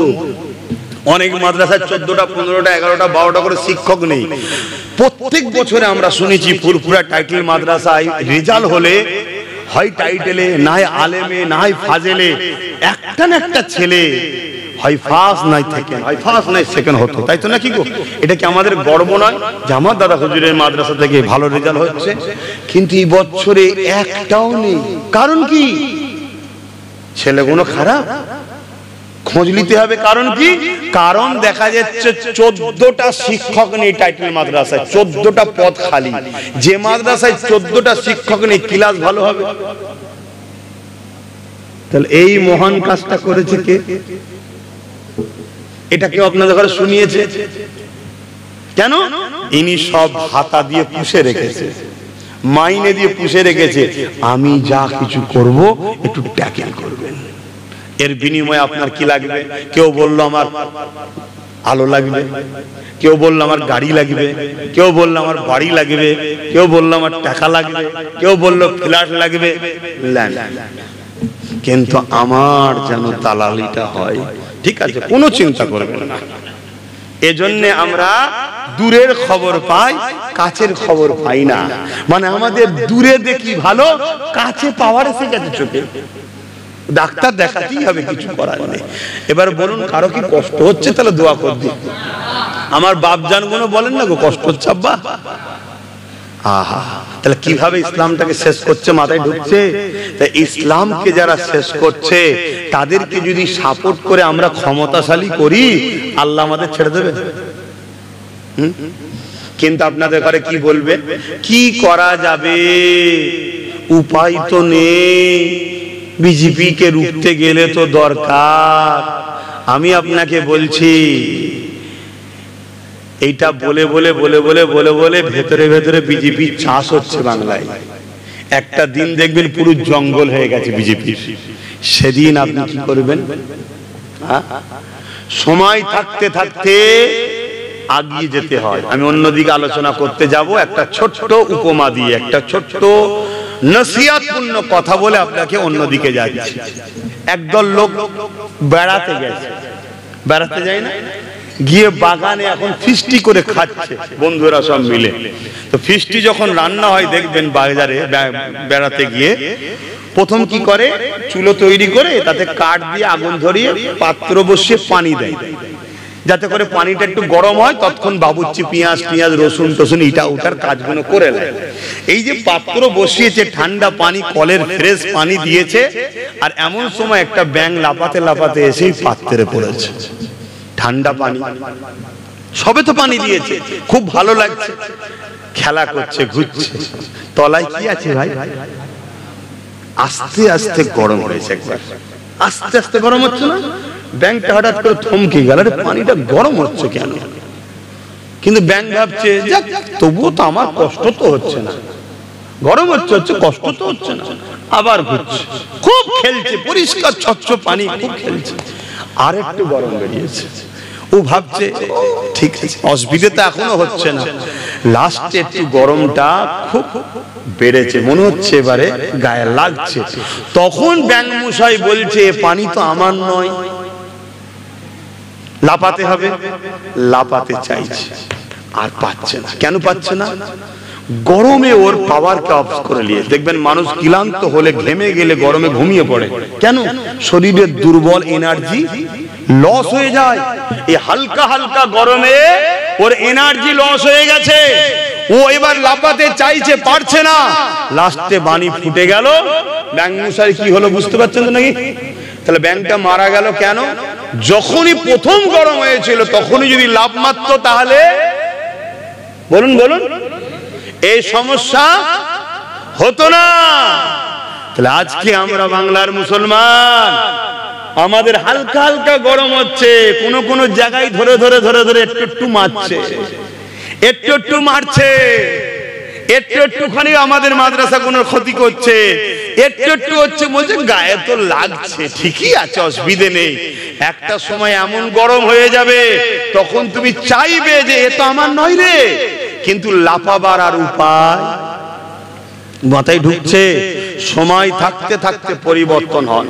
এতদিন ছিল না আলাদা কথা, আল্লাহ যখন আমাদের নিজেদের ঘরে ভাবাচ্ছে, নিজেদের মধ্যে নবী বংশের আওলাদ নওশাদ সিদ্দিকী যখন তোমাদের পাশে দাঁড়িয়েছে, তার কথা ভাবো, তার সাথ দাও। কথা মাথায় ঢুকছে না ঢোকে? সময় থাকতে থাকতে লাভ মারো, না হয় কিন্তু বেঁধে দেখবেন। কুরবানির পশু দেখেছেন? কুরবানির পশু ইমাম সাহেব আপনি ব্যবহার হালাল করেন তো নাকি? হ্যাঁ, আপনি বাঁধেন ঠ্যাং পা? কথা বুঝে আসছে? কে বাঁধে? বাঁধার লোক আলাদা না ইমাম সেই বাঁধে? বাঁধার লোক আলাদা। আর যখন বাঁধে তখন ইমাম সাহেব কি করে? একটু সাইডে থাকে। কেন? হাতে যেটা আছে ও যদি পশু দেখে ফেলে একবার, ও মরণ কামড় একটা মারবে। যে কটা আছে সব কটা এখন হসপিটাল করে পালাবে। শুনছেন না শুনেন? তা আমাদের ঘরে তো এমনি বলেছে দুধের গাই, বলেছে না বলেন? তা আমাদেরকে ইনি বাঁধছে, আর মলি সাহেব ওখানে দূরে আছে। বাঁধা হয়ে গেলে টাইমে চলে আসবে, দেখবেন। কিছু বুঝতে পারছে? সময় থাকতে থাকতে নিজের হাতে পাওয়ার তৈরি করুন। আসেন, বুঝাবার দায়িত্ব বুঝিয়ে দিলাম।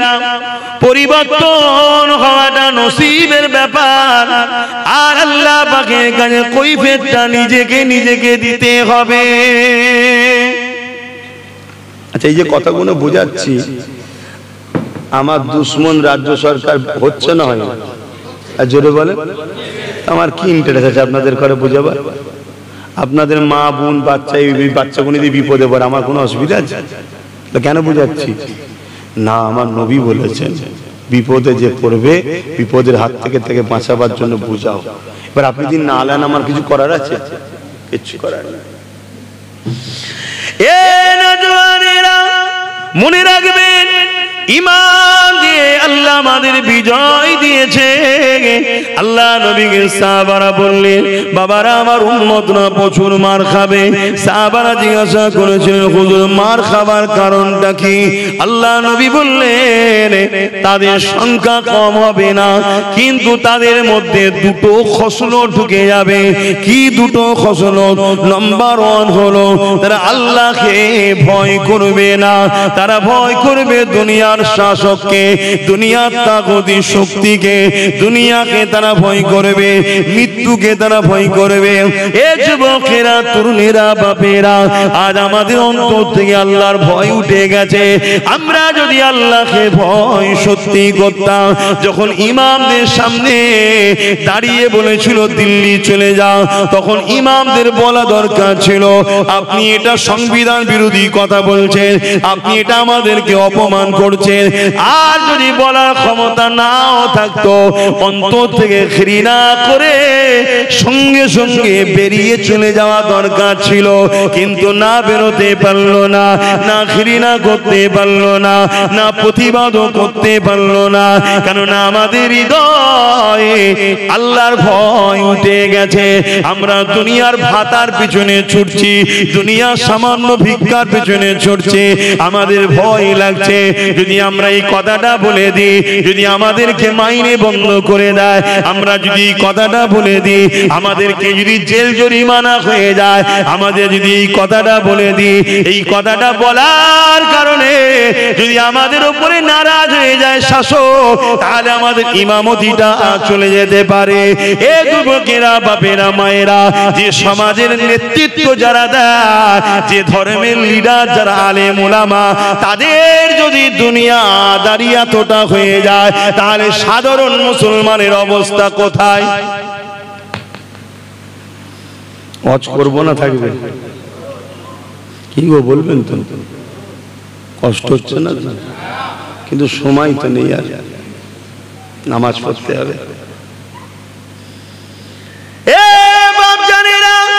এরপরও বলে যাচ্ছি, ভুল মানুষ মাত্রই হতে পারে। তওবা করে নাও, পরিবর্তন হয়ে যাও, আল্লাহর কাছে সিজদায় পড়ে গিয়ে চোখের পানি ফেলে কাঁদো, আল্লাহকে বলো আল্লাহ অন্যায় করে ফেলেছি, আল্লাহ আল্লাহ ভুল করে ফেলেছি, আল্লাহ ক্ষমা আমাকে করে দিন আল্লাহ। আর কোন জালিমের জুলুমকে সহ্য করব না, কোন জালিমের তাবুদি শক্তির দালালি করব না, কোন অন্যায় কাজে মাথা নত করব না। মনে রাখবেন আমার আল্লাহ পাক বড় দয়ালু, তওবাকারীকে মাফ করে দেয়। সংখ্যার দিকে তাকাবেন না, অস্ত্রের দিকে তাকাবেন না, বোম বন্দুকের দিকে তাকাবেন না, কেননা আমরা যখনই বিজয় হয়েছে সংখ্যা দিয়ে বিজয় হইনি। বোম বন্দুক আমাদের ছিল না, জালিমদেরই ছিল। আমরা যতবার বিজয় হয়েছি একটা পাওয়ার দিয়ে বিজয় হয়েছি, ওই পাওয়ারটা হলো সিনার পাওয়ার, অর্থাৎ ইমানি শক্তি। অর্থাৎ এই সিনার মধ্যে ভয় শুধু আল্লাহ থাকবে, আর এই সিনার মধ্যে আল্লাহ নবীর প্রেম ও আদব থাকবে। অর্থাৎ আমাদের নেতা একজন মুহাম্মদ রাসূলুল্লাহ। আমাদের উঠতে বসতে চলতে ফিরতে কারবার ব্যবসা বাণিজ্য সমাজনীতি অর্থনীতি রাজনীতি রাষ্ট্রনীতি সব ক্ষেত্রে মুহাম্মদ রাসূলকে ফলো করতে হবে, অন্য কাউকে নয়। ইসলামিক রাষ্ট্রে কিভাবে জীবন যাপন করবেন ওটাও আমার নবী শিখিয়েছে। সর্বধর্মের মানুষ যেখানে বসবাস করে ওখানে কিভাবে জীবন যাপন করবে ওটাও আমার নবী শিখিয়েছে। আমার নবীকে মডেল হিসাবে মেনে নিয়ে আমার নবীকে ফলো করো। আল্লাহ কোরআনে তো এটাই জানিয়েছে, মাতা খমর রাসূল ফাখুযুহু ওয়া মা নাহাকুম আনহু ফান্তাহু। আমার নবী যা আদেশ করছে মেনে নাও, আমার নবী যা নিষেধ করছে ছেড়ে দাও। কোরআনে আরেক জায়গায় আল্লাহ পাক জানাচ্ছে, লাকাদ কানা লাকুম ফি রাসূলিল্লাহি উসওয়াতুন হাসানা। এই দুনিয়ার মানুষেরা তোমাদের জন্য আমি আমার রাসূলকে মডেল করে পাঠিয়েছি। তোমরা যদি কল্যাণ চাও সবথেকে উত্তম মডেল হলো রাসূলুল্লাহ। তোমাদের নিঃশ্বাস টানা ফেলাতে রাসূলকে ফলো করো। এ নওজোয়ান তরুণেরা তাই বলে দিয়ে যায় পরিবর্তন হয়, পরিবর্তন যদি না হয় তাহলে কিভাবে ধ্বংস হবে শুনে রেখে যায়। হতভাগা আকবর রাজ ক্ষমতার জোরে কোরআনের বিরুদ্ধে দ্বীনে ইলাহি তৈরি করেছিল। আমার ভারতবর্ষের মুঘলে আজম ছিল আকবর। নাম শুনেছেন তো নাকি? একটু বলেন না, নাম শুনেছেন? কোরআনকে মিটাবে বলে একটা কিতাব লিখেছিল, কিতাবটার নাম হলো দ্বীনে ইলাহি। কে লিখেছিল? প্যান্ট শার্ট পরা দাড়ি চাচা গুলো। আমার কথা বলবেন না, লজ্জা লাগছে? আলেম বলতে কষ্ট হচ্ছে? আল্লাহ নবী বলেছে আলেম দুই ধরনের, একটা খায়রুল উলামা, একটা শাররুল উলামা। খায়রুল উলামা কারা? ভালো উলামা কারা? যারা মুখ খুলবে আল্লাহ ও রাসূলের জন্য। জোরে বলুন সুবহানাল্লাহ। যারা মুখ খুলবে দুনিয়ার কাউকে ভয় করে না, আল্লাহ ও রাসূলের জন্য মুখ খুলবে। আর হক উলামাদের নমুনা হলো যুগে যুগে যুগে যুগে যুগে হক উলামাদের সঙ্গে জালিম রাজাদের লড়াই হয়েছে। শুনছেন তো নাকি? ইতিহাস বলছে, ইতিহাস ইতিহাস উঠান। প্রত্যেকটা সময়েতেই হক উলামাদের নমুনা হলো সময়ের জালিম শাসক তার বিরুদ্ধে থাকবে। অতএব জালিম শাসকের সঙ্গে যদি পক্ষপাতিত্ব চলে তাহলে বুঝে নিতে হবে উলামা হক নয়। শুনছেন তো নাকি? আর ওয়াজ করবো না, থাকবে আব্বাজানেরা, কারণ আমি আরো ওয়াজ করলে আরো কিছু খুলে ফেলবো।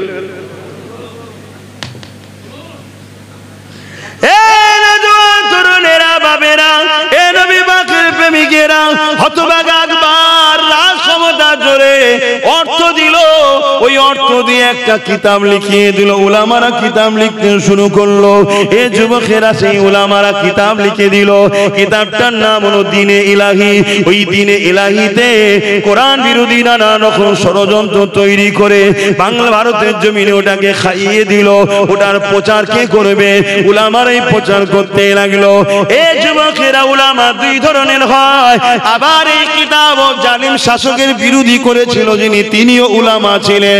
তিনি অন্য কেউ নয়, হযরতে মুজাদ্দিদে আল পেসানি। আরো জোরে বলুন সুবহান। এই যুবকেরা তরুণেরা হযরতে মুজাদ্দিদ আল পেসানি বিরোধী শুরু করে দিল।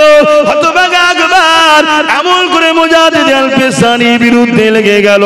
নানান দিক দিয়ে হুজুরকে ক্ষতি করার চেষ্টা করেছে, কোনো দিক দিয়ে হুজুরকে রুখতে পারে না। কিন্তু আল্লাহ পাকের মর্জি দেখুন, আল্লাহ পাকের ক্ষমতা দেখুন। এ যুবকেরা, তরুণেরা, বাপেরা ওই মুজাদ্দিদ আল পেসানিকে হতভাগা আকবর বন্দী করে ফেললো, জেলের মধ্যে ভরে দিল। হুজুর আমার জেলের মধ্যে গেলে ওই জেলের মধ্যে যত বন্দী ছিল তারা হুজুরের সোহবতে আসতে লাগলো। অমুসলিম যারা ছিল হুজুরের কাছে বসতে লাগলো, অমুসলিম মুসলমান সবাই। আর মুজাদ্দিদ আল পেসানির সোহবতে বসে বসে বসে বসে জগৎ বিখ্যাত বিখ্যাত আল্লাহর ওলি হয়ে গেল। এই খবরটা বাদশার কাছে চলে এলো, জলদি করে বার করে দেন, নাই জেলের সবাইকে হুজুর তার দলে করে নিচ্ছে, সবাই আল্লাহর ওলি হয়ে যাচ্ছে, নেককার হয়ে যাচ্ছে। এ যুবকেরা, তরুণেরা, এর থেকে বড় বিষয় শোনো, হতভাগা আকবর মুজাদ্দিদ আল পেসানির বিরোধী লেগেছিল, কিন্তু এমন করে বাদশা আলমগীর নাম শুনেছেন, তিনি মুজাদ্দিদ আল পেসানির হাতে হাত দিয়ে বায়াত মুরিদ হয়ে গেলে। হুজুর বেরোলেন, লড়াই অনেক বড় কথা, একটা বিশাল বড় ময়দানে লড়াই হবে। হুজুরের পক্ষে সামান্য কিছু আলেম উলামা, সব খারাপ নয়, আজ দুনিয়ায় আলেম ভালো আছে না? আলেম ভালো আছে বলে তো দুনিয়া চলছে। তাদের সাহায্য দুয়াতেই তো আল্লাহ আজও আমাদেরকে অক্সিজেন দিচ্ছে, পানি দিচ্ছে, বাঁচিয়ে রেখেছে। ভালো মানুষ আছে না? নাই? আচ্ছা, অবশ্যই আছে। কে বলেছে? হুজুরের পক্ষে গুটি কত ভালো মানুষ, আলেম উলামা, ইমাম সব রয়েছে হুজুরের পক্ষে। আর আকবরের পক্ষে বিশাল বড় বড় সব আলেম উলামা, মুফতি, পাগড়ি টাগড়ি পরে, জুব্বা টুব্বা আজকান টাজকান লাগিয়ে সব এসেছে। আকবরের কাছে মিলিটারি টিলিটারি সব রয়েছে, ওই ভয়েতে সব ওই দিকে আসে। মুজাদ্দিদ আল পেসানি হাত উঠালেন, আল্লাহ আপনি যদি সাহায্য না করেন, এই দুর্বল আমরা জামাত, আমরা অল্প গুটি কত, আমরা কি করে বাঁচবো মালিক? ওর দিকে সব পাওয়া। আল্লাহর পক্ষ থেকে সাহায্য এলো, বিশাল তুফান এলো। সেই তুফানে পুরো আকবর ও আকবর বাহিনীকে আল্লাহ মিটিয়ে জাহান্নামে পাঠিয়ে দিলেন। মুজাদ্দিদ আল পেসানিকে আল্লাহ বিজয় দিলেন। জোরে বলুন সুবহানাল্লাহ। এরকম যুগে যুগে ঘটেছে। বা ইমামে আজম হুজুরকে পর্যন্ত জুলুম করেছে সময়ের শাসক। হক কথা বললে বাপ জুলুম হবে। আপনারা কাছের মানুষ সবই জানেন, আমার বাড়িতে রাত 2টোর সময় পুলিশ গেছিল, জানেন তো নাকি? হক কথা বললে হবে বাপ, ওটা নিয়ে ঘাবড়ালে হবে না, ওটা নিয়ে চিন্তা করলে হবে না। 100 বার পাঠালেও হক কথা বলতে হবে, যদি আল্লাহকে ভয় করি। শুনছেন তো নাকি? কেন দুনিয়া কদিনের, তকদিরে যেটা লেখা আছে সেটাই হবে, এটাকে রদ করতে পারবো না। আর এটাকে কেউ জোর দেখিয়ে চেঞ্জও করতে পারবে না। কিন্তু তোমাকে হক কথা বলতে হবে, সত্য কথা বলতে হবে, অন্যায়ের বিরুদ্ধে বলতে হবে, ন্যায়ের পক্ষে বলতে হবে। তাই আমার কওমের মানুষ, আপনারা হয়তো বিভিন্ন সময়, বিভিন্ন ক্ষেত্রে, বিভিন্ন টাইমে, বিভিন্ন দিকে ছিলেন, আলাদা কথা। সব তওবা করুন, তওবা করুন, ফিরে আসুন। ফিরে এসে নিজেদের বাচ্চাদের ভবিষ্যৎ এবং নিজেদের ধর্মীয় স্বাধীনতার জন্য বাপ নিজেরা পাওয়ার তৈরি করুন। মনে রাখবেন, লোহা না হলে লোহা কাটা যায় না। মুফতির ফতোয়া ছাড়া মুফতি ফতোয়া কাটা যায় না। সময় কম, আর কথা বলতে পারছি না। আসুন, সংখ্যা বেশি হওয়া মানে হক নয়, হক আল্লাহ ও রাসূলের পক্ষে যারা, তারা আসেন একটু সালাম দিয়া নবী সালাম।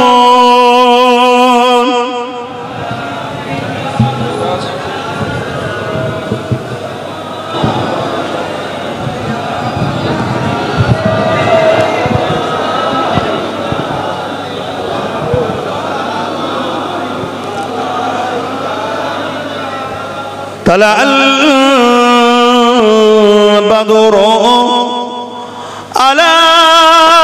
علينا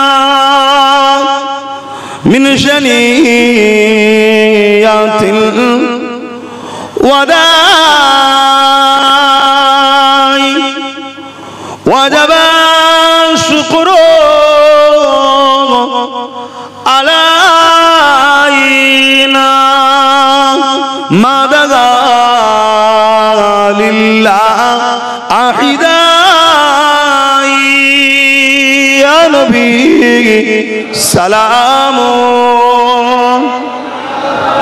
ইয়া রাসূল ইয়া হাবিব সালাম।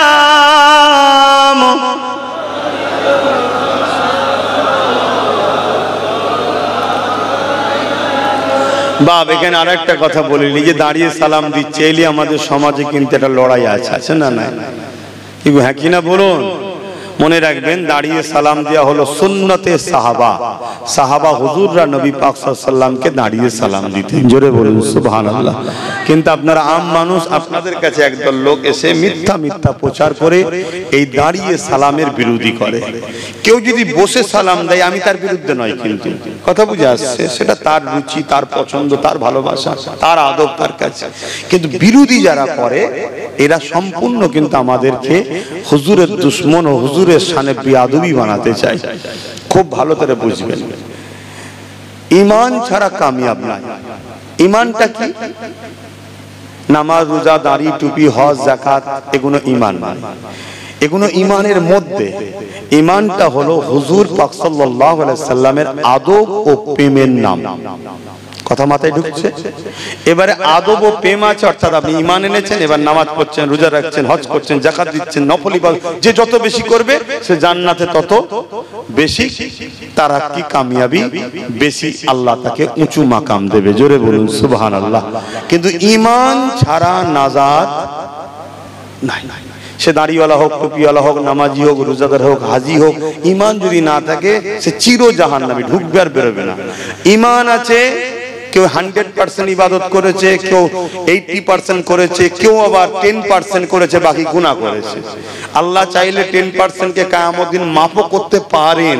যদি না করেন ও জাহান্নামে যাবে, 90% গুনাহ ওর মাফ হয়ে যাবে, ঈমান থাকার জন্য জান্নাতে যাবে। জোরে বলুন সুবহানাল্লাহ। কিন্তু একজন 100% আমল করেছে কিন্তু ঈমান নেই, ও জাহান্নামে ঢুকবে আর বেরো। শুনছেন? তো এই ঈমানটা আমাদের লুটা হচ্ছে কেন? এই ঈমানটা লুটা হচ্ছে একটাই কারণে, এই যে আমরা ভয় খেচ্ছি না, এই যে দুর্বল, এটা ঈমানের জন্যই তো। সাহাবা হুজুররা ভয় খেতেন না কেন? তাদের ঈমান মজবুত ছিল। আমার গরিবে নওয়াজ একা এসেছেন, ভয় খেতেন না কেন? ঈমান মজবুত ছিল। তা আমাদের ঈমানকে দুর্বল করানো হচ্ছে। কারা করছে? ইসলামের দুশমন শাসকরা। কেন? তারা আমাদেরকে মিটাতে চায়, আমাদেরকে লুটতে চায়, আমাদেরকে খতম করতে চায়। তারা কোনো দিন আমাদেরকে খতম করতে পারবে না যদি আমাদের সিনাতে হুজুরের প্রেম ও আদব থাকে। তাই তারা কি করছে?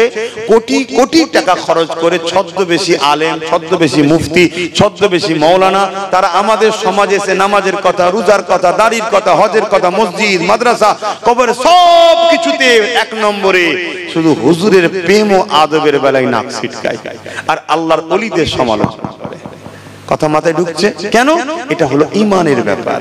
একটা লোক যদি সারা জীবনও কোনো ভালো কাজ না করে কিন্তু মরণের সময় বা সে জি লাইফে মানে যে মুহাম্মদ সাল্লাল্লাহু আলাইহি ওয়াসাল্লাম আল্লাহর প্রেরিত রাসূল এবং আল্লাহ আমার এক, এই ঈমানটা সে এনেছে, আদব করে, মহব্বত করে, ও একদিন না একদিন হাজার হাজার হাজার হাজার বছর জেল জাহান্নাম খেটে হলো একদিন না একদিন এই সামান্য ঈমানটার জন্য ও জান্নাত যাবেই। জোরে বলুন সুবহানাল্লাহ। তাহলে ঈমানের মূল্য কতটা বুঝছেন? আর ঈমান না থাকার দরুন আজকে আমরা এত হওয়ার পরও আমরা যাকে টিকিয়ে রেখেছি সে আমাদেরকে হুমকি দিচ্ছে আমাদের ঈমান দুর্বল হওয়ার জন্য। সে আমাদেরকে হুমকি দিচ্ছে, হুমকি। একটা বলার মধ্যে তারতম্য থাকতে পারে যে ঠিক আছে এখন পরিস্থিতি খারাপ, তোমরা ঠিক আছে আন্দোলন করবে, শান্তিপ্রিয় করবে, যেন কোনো গন্ডগোল না হয়, বিশৃঙ্খলা না হয়, এগুলো এটা আলাদা কথা। হুমকি কেন? সে জানে যে মুসলমান আছে 3.5-4 কোটি কম বেশি, ঈমানদার কই? ঈমানদার কই? খারাপ লেবেন কি জানি না।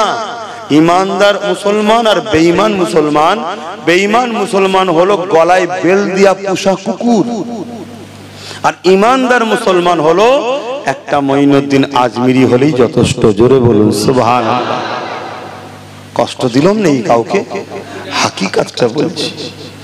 এবারে ঈমানের মধ্যে কোয়ালিটি আছে, কেউ একেবারে বেঈমান, কেউ আবার ঈমানের কোয়ালিটি আছে। কারো ঈমান দুর্বল, কারো ঈমান আর একটু দুর্বল, কথা বুঝে আসছে? কিন্তু যার মধ্যে অন্যায়ের প্রতিবাদ নেই, অন্যায়কে সাপোর্ট করে, আল্লাহ রসুল বলছে সেই ইমানদার নয়। তাহলে সামনে দিন যারা আমাদেরকে দিল্লি যেতে বলেছে, তাদেরকে আমাদেরও দিল্লি যাওয়ার কথাই বলতে হবে তো নাকি? আর না সাপোর্ট করতে হবে? যদি কেউ সাপোর্ট করে, ধরুন, প্রমাণ কি হবে? ঈমান, জোরে বলুন না। বেঈমানের জানাজা পড়া যায়, কথা বলুন। বেঈমানকে মুসলমানের কবরস্থানে দাফন কাফন করা যায়। আমি আরো কথা বললে আরো ফতোয়া আগে যাবে, তবে একটা কথা বলছি, মানুষ মাত্র ভুল হতে পারে। যদি স্যার মনে হয় যে আমি এটা ভুল করেছি বলে, তার জন্য তাকে কিছু পানিশমেন্ট দিতে হবে, ঠিক তো নাকি? কথা বলছেন না? পানিশমেন্ট দিতে হবে।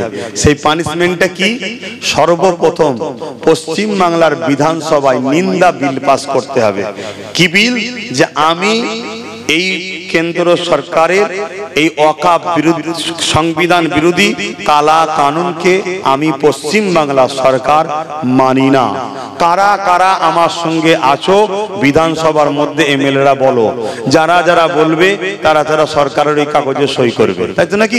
সরকারের তো নিজেই 230টা আছে, আর আমাদের যেটা আছে সেও সাথ দেবে। কেন? মসজিদ মাদ্রাসা স্বার্থে আমরা সাপোর্ট করব, ঠিক না বেঠিক? করতে হবে, এটা ইমানি দায়িত্ব। তার সাথে আমার অন্যদিকে নীতির মত নাও থাকতে পারে, এই কথাটার উপরে আমাদেরকে এক হতে হবে। কথা বুঝে আসছে?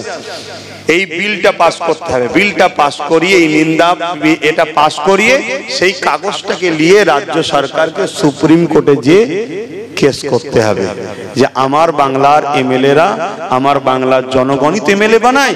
দেখুন 90% কি 95% এমএলএ এই বিল বাংলায় চাই না। সুপ্রিম কোর্টের জজ সাহেব আমার বাংলা এটা হতে দেব না। এবং জজ সাহেবও বলেছে রাজ্যগুলোর রায় দাও। 8টা রাজ্য বলেছে আমরা হতে দেব না। আমার বাংলা কিন্তু বলছে, মুখে বলছে হতে দেবো না, হাকিকাতে কেস করেনি, মানে খবর পাঠাইনি। শুনছেন তো নাকি? এটা করা দরকার আছে না নাই? আপনাদের দিল কি বলে? মসজিদের স্বার্থে এটা করা দরকার আছে না না? যদি না করে তাহলে জানতে হবে আমাদেরও বলা দরকার আপনি দিল্লি যান। কথা বুঝে আসছে? 1 নম্বর। দ্বিতীয় নম্বর কথা হচ্ছে আমরা আন্দোলন করব। আমরা আন্দোলন করব গণতান্ত্রিক প্রক্রিয়ায়, শান্তিপ্রিয় আন্দোলন করব, রোড অবরোধ করে নয়। কারণ আমাদের লড়াই কোনো হিন্দুর বিরুদ্ধে নয়, কোনো খ্রিস্টান, আদিবাসী, সাঁওতাল, বাগদি কারো বিরুদ্ধে নাকি। আমাদের লড়াই কেন্দ্রের জালিম সরকারের সংবিধান বিরোধী কালা কানুনের বিরুদ্ধে লড়াই, তাই তো নাকি? তাহলে আমরা আন্দোলন করব। এই আন্দোলন রোড বন্ধ করে না। রোড বন্ধ করলে নিরীহ মানুষ কষ্ট পাবে। এই গরমের সময় আবার এটাও ইসলাম ইজাজত। এই আন্দোলন করব আমরা, বিভিন্ন ময়দানে জমায়েত করব আর করব। সেখানে মানুষ আসবে, মানুষকে বুঝাবো, কেন্দ্র সরকারের বিরুদ্ধে কথা বলবো, তার অন্যায়ের বিরুদ্ধে কথা বলবো, সংবিধানকে বাঁচাবার পক্ষে কথা বলবো, এই কালা কানুনকে বাতিল করার কথা বলবো, তাই তো নাকি? খুব ভালো করে শুনবেন, আইন যদি হয়ে যায় কোনো জিনিস, সেটাকে যদি বাতিল না করা যায় 20 বছর পরে হলেও সেটাকে লাগু করবে। শুনছেন? অত এটাকে বাতিল করাতেই হবে। আর এটা বাতিল করার দ্বিতীয় অপশন কি আছে? কৃষকদের জন্য আইন হয়েছিল, কৃষকরা বাতিল করিয়েছিল যে আন্দোলনে, ওই রকম কন্টিনিউ আন্দোলন করতে হবে, তাই তো নাকি? ওই আন্দোলনে যেন রাজ্য সরকার আমাদের বিরোধী না করে। উপরন্তু পাঞ্জাব সরকার যেভাবে কৃষকদের সাথ দিয়েছিলেন, কি দিয়েছিল? খাওয়া দিয়েছিল, তেল দিয়েছিল, অর্থ দিয়েছিল, কেউ মারা গেলে তার পয়সা দিয়েছিল। রাজ্য সরকারকেও এটা করতে, জোরে বলুন, হবে। যদি এই খেসারত ভোগ না করে, একজন ইমানদার হিসেবে বলে যাচ্ছি, যদি এর পরেই রাজ্য সরকারকে কেউ সাপোর্ট করে, সেই বেঈমান হয়ে যাবে। শুনছেন না শোনেননি? কেন? ইসলামের দুশমন। এবারে ভুল যদি হয়েছে বলে, তাহলে তার খেসারত এই নমুনা দিতে হবে। শুধু মুখে বলে দেবে না না না ঠিক আছে, ওটা আমার বলা ভুল হয়েছে, উইডোরে করলাম না। তোমার মনের মধ্যে সেই কাল সাপের বিষ এখনো আছে। তুমি শুধু গদি বাঁচাবার জন্য, লোককে ঠকাবার জন্য আবার নতুন করে ষড়যন্ত্র করছো। আবার দেখবেন অনেক আলেম উলামা, মোল্লা মৌলী সাহেবরা কি বলবে, এটা রাগের মাথায় হয়তো বলে ফেলেছে। ওরে শয়তান, রাগের মাথায় যদি দিয়ালে মাথা ঠুকতো জানতাম সত্যি রাগ হয়েছে, তাই তো নাকি? রাগের মাথায় সব হুঁশ আছে। এই রাজ্যে অস্ত্র মিছিল হয় না? হয় না? কথা বলবেন না? কথা বলবেন না? কথা বলো। এ রাজ্যে অস্ত্র মিছিল হয় না, হয় না? সেখানে হাজার হাজার পুলিশ দিয়ে পাহারা দিয়ে নিয়ে যাওয়া হয় ফুরফুরার মতো পবিত্র জায়গায়, বড় বড় বক্স বাজিয়ে নানা রকম স্লোগান দিয়ে পুরো ওপেন মস্তানি করতে করতে হাজার হাজার পুলিশ দিয়ে নিয়ে যাওয়া হচ্ছে। তার বেলায় কোনো সমস্যা নাই, আর আমরা শান্তিপ্রিয় আন্দোলন করলে সমস্যা। তুমি আমাদের দুশ্মন, তুমি আমার ইসলামের দুশ্মন, তুমি কি বলবে সব থেকে বড় দুশ্মন হবে। আমরা জেনে গেছি তুমি আমাদের দুশ্মন, তাই আমাদের সংবিধানের পাওয়ার অনুযায়ী আমরা ঠিক টাইমে ঠিক সময় দুশ্মনকে কিভাবে খতম করতে হয়, এক দুশ্মন বলেছিল মাদ্রাসায় জঙ্গি তৈরি হয়, তাকে বুঝিয়ে দিয়েছি, তাই তো নাকি? এটা মনে রাখতে হবে। এবার ইমানদার আছে না নাই সেটা আগামী দিন প্রমাণ হবে। ইয়া নবী সালাম, ইয়া রাসূল সালাম, ইয়া হাবিব সালাম, সালাম। কঠিন হাসরের দিনে কি আছে মোদের কপালে,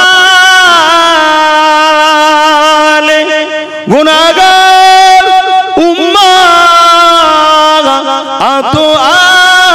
আপনার লইবেন সঙ্গে মাহশরে। নবী সালাম, ইয়া রাসূল সালাম, ইয়া হাবিব।